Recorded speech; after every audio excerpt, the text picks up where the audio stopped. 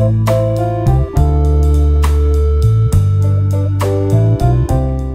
वालेकुम नाज़रीन, आपके बाद में खुश आमदीद। मैं हूँ ज़ैन ख़ान। दोस्तों, हमारी यूनिवर्सिटीज़ की जो तादाद है वो काफ़ी है, लेकिन लम्हा फ़िक्रिया ये है कि हमारे जितने भी स्टूडेंट्स हैं उनमें से सिर्फ 2% ऐसे हैं कि जो यूनिवर्सिटी लेवल तक पहुँच सकते हैं।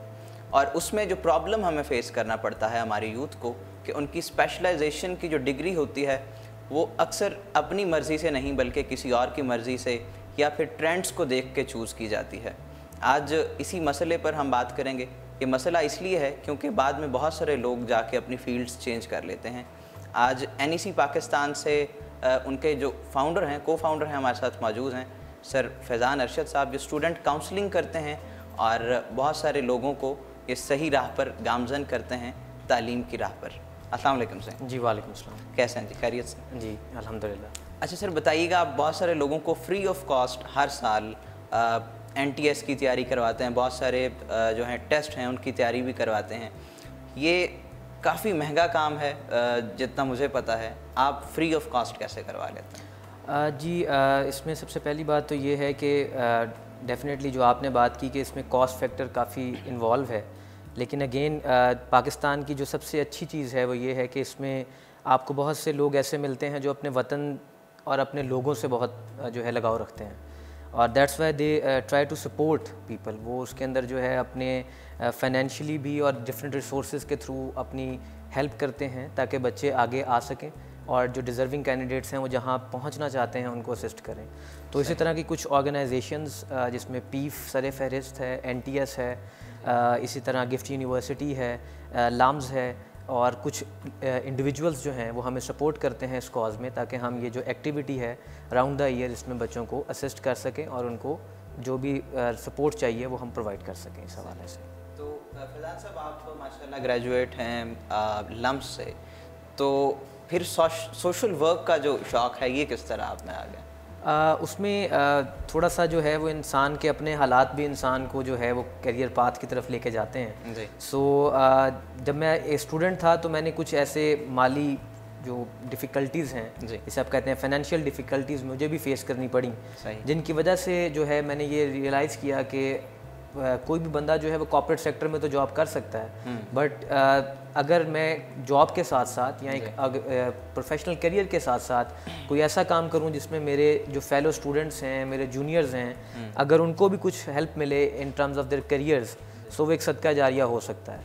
सो that was the basic motivation जिसकी बेस पे मैंने इसको इनिशिएट किया था। तो थोड़ा अगर इन डिटेल आप अपनी ऑर्गेनाइजेशन के बारे में बताएं कि कब स्टार्ट हुई और कितने लोगों को जो है आप फील्ड में आगे पुश कर चुके हैं आपकी काविशों की बुनियाद पर? जी जो NEC पाकिस्तान है that was started back in 2014 के जो है लास्ट क्वार्टर में आप कह सकते हैं।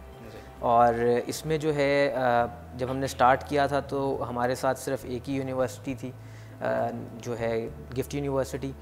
लेटर ऑन हमें हमारा बहुत सी यूनिवर्सिटीज़ के साथ एक अच्छा वर्किंग रिलेशनशिप है, जिसमें लाम्स है, NTS, नमल है, ITU इटसेल्फ, उसके साथ हमारा एक स्ट्रॉन्ग वर्किंग रिलेशन है। देन जो है हमारे पास एक जो सब मेजर ब्रेक थ्रू मिला है वो भी रिसेंटली हमारा हार्वर्ड साउथ एशियन चैप्टर है, उनके साथ एक MOU की फॉर्म है। तो इसमें जो हम सर्विसेज प्रोवाइड करते हैं, अगर मैं उसकी तरफ आऊँ तो हम बेसिकली बच्चों को करियर काउंसलिंग से लेकर उनके university entry test preparation free of cost करवाते हैं, और सिर्फ यही नहीं बल्कि उनके फॉर्म्स फिल करवा के उनको डिफरेंट यूनिवर्सिटीज़ में प्लेस करवाना और उनको स्कॉलरशिप लेके देने में हेल्प करते हैं। तो यहाँ पे एक छोटी सी चीज़ है जो मैं क्लियर करना चाहूँगा। कुछ बच्चों को एक मिसपरसेप्शन ये होता है कि जी शायद NEC खुद से स्कॉलरशिप्स प्रोवाइड करता है। NEC इटसेल्फ एक NGO है जो कि एक कह लें कि एक कैटलिस्ट या एक ब्रिज के तौर पर एक्ट करता है बिटवीन स्टूडेंट्स, यूनिवर्सिटीज़ और डोनर ऑर्गेनाइजेशंस, ताकि स्टूडेंट्स को यूनिवर्सिटीज़ तक पहुंचा के डोनर ऑर्गेनाइजेशन से फंडिंग करवा सके। सही। So this is what we are working. मतलब स्टूडेंट्स को आप असिस्ट करते हैं फॉर्म फिलिंग में और आप ब्रिज बनते हैं यूनिवर्सिटी के और स्टूडेंट के दरमियान। जी, फॉर्म फिलिंग, उसमें करियर काउंसलिंग आती है, डिफरेंट करियर पाथ की सिलेक्शन आती है, उसमें एंट्री टेस्ट की प्रिपरेशन आ जाती है। तो ये सारे एलिमेंट्स जो है जो आपके एडमिशन से रिलेटेड होते हैं यूनिवर्सिटी के, ये सब एलिमेंट्स को हम कवर करते हैं। और सारे स्टूडेंट ऐसे बैकग्राउंड से होते हैं कि डिज़र्विंग होते हैं?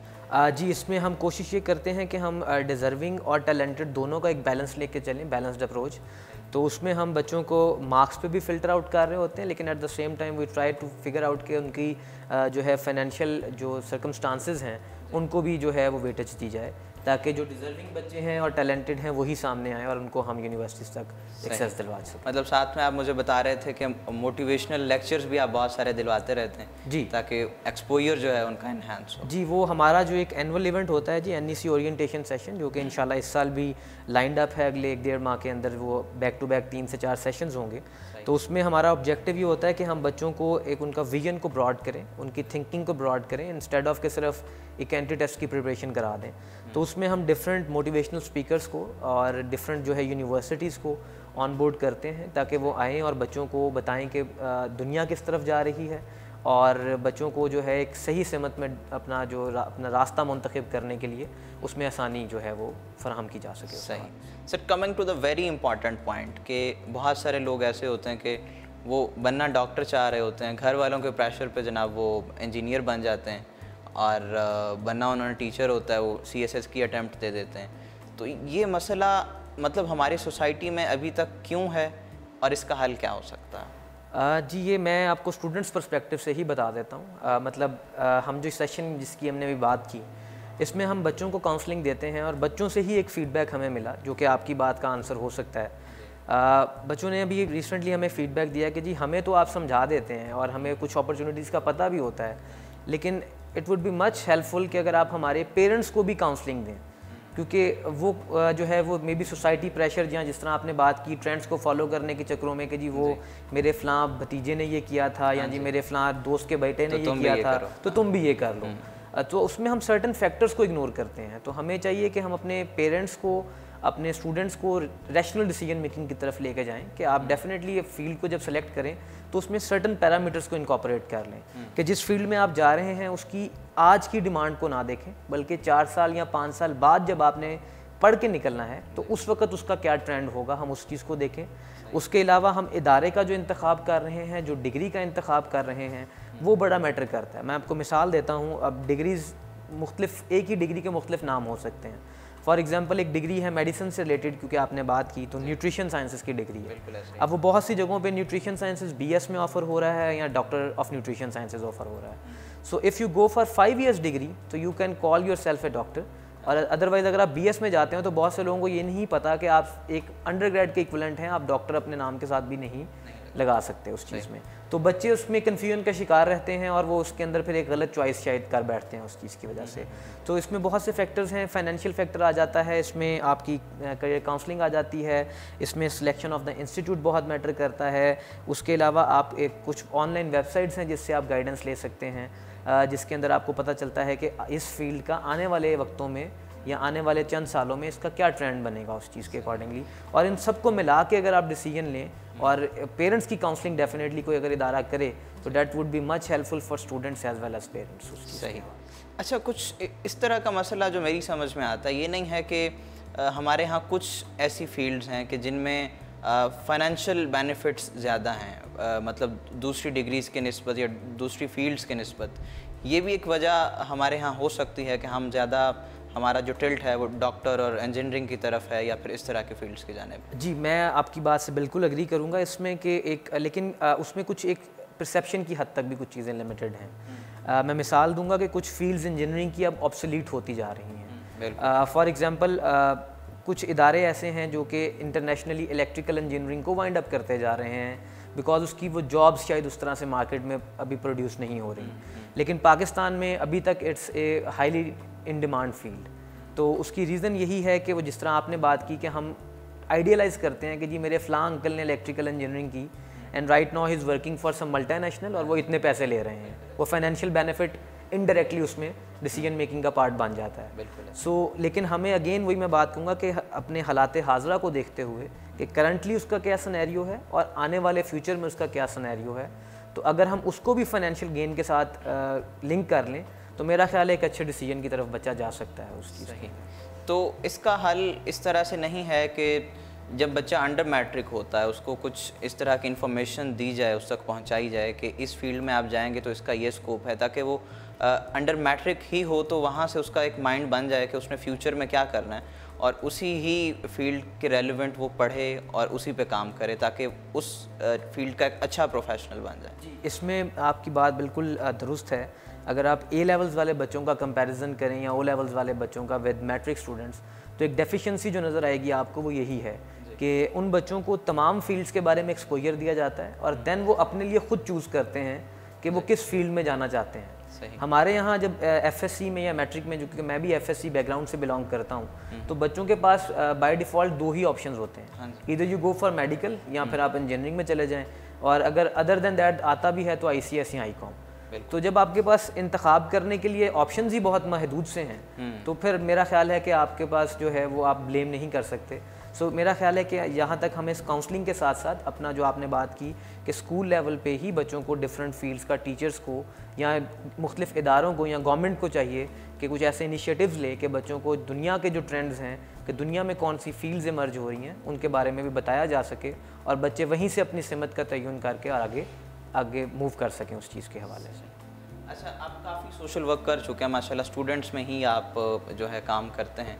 इसमें ये फैक्टर भी आ जाता है कि कुछ ऐसे स्टूडेंट्स होते हैं कि जो कुछ अच्छी डिग्रीज़ करना चाह रहे होते हैं अच्छे इंस्टीट्यूट से, लेकिन उनको या तो स्कॉलरशिप नहीं मिल पाता, वो उतने टैलेंटेड होते हैं, तो वो स्टूडेंट भी स्पॉइल हो जाता है जी। इसके लिए क्या करना चाहिए? सर उसके लिए अगेन कुछ इदारे तो अपने तौर पे काम कर रहे हैं। जिस तरह मैंने बात की, पाकिस्तान का इस वक्त काफ़ी जो बड़े नाम हैं जिसमें आगा खान यूनिवर्सिटी है, लाम्स है, IBA है, ये तमाम इदारों ने अपना आउटरीच प्रोग्राम जो है वो इस्टेब्लिश किया हुआ है। ये करते ये हैं इसके तहत कि ये बैकवर्ड एरियाज़ जो लेस डेवलप्ड सिटीज़ हैं उनको विज़िट करते हैं। वहाँ पे वो तालिब इल्म जिनके मार्क्स अच्छे हैं 75%, 80% से अबव, ये उनको टैप करते हैं कि जी आप आएँ और आके हमसे स्कॉलरशिप्स अवेल करें।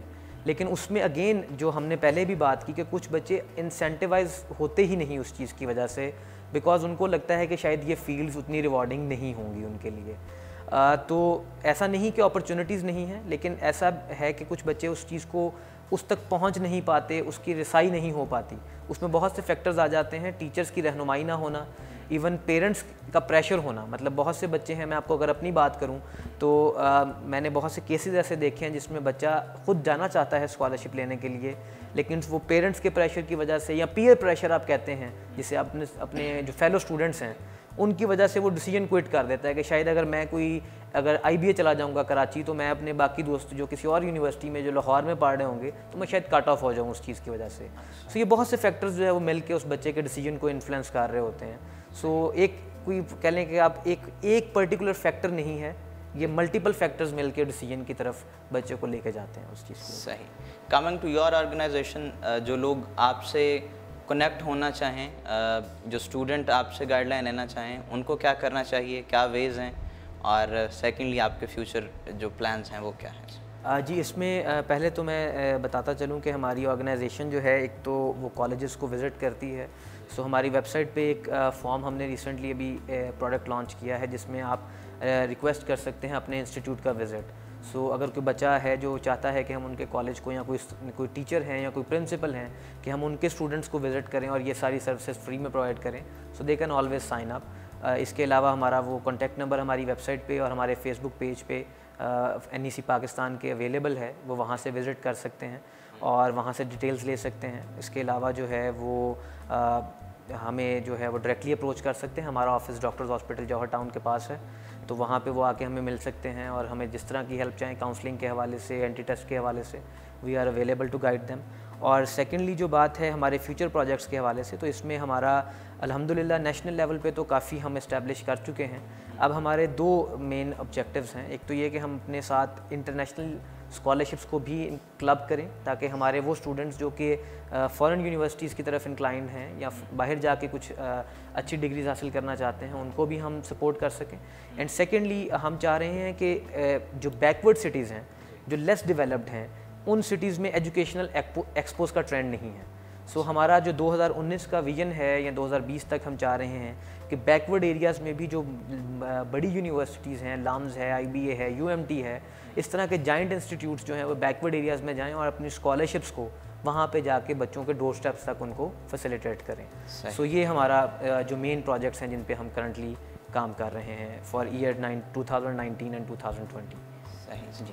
आखिरी पैगाम आप यूथ को 30 सेकंड का क्या देना चाहेंगे? जी मेरा जो है वो मेन अपनी पूरी लाइफ का जो एक निचोड़ है वो यही है, जो बच्चों के लिए मैसेज यही है कि try to follow your passion.